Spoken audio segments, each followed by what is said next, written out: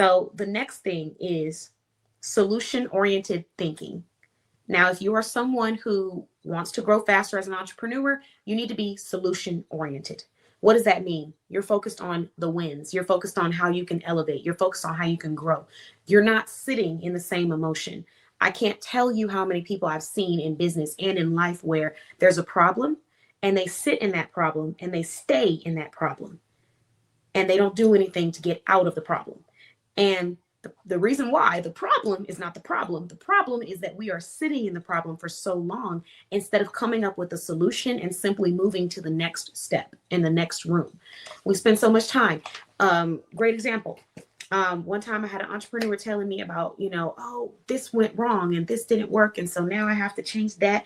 And okay, I went back and talked to them again. We were still talking about the same problem. And it was a long period of time. It was a long gap in between. You can't be talking about the same problem over and over again without having that solution oriented mindset to say, hey, we need a solution. Here's my solution to this problem, and then move on to the next step.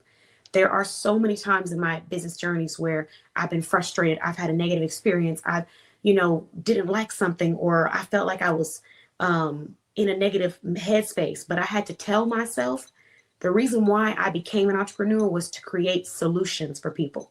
So in order for me to stay in a solution oriented mindset and always be thinking about the positives, the growth, and how to overcome, I have to practice that in my personal life and in my personal mindset.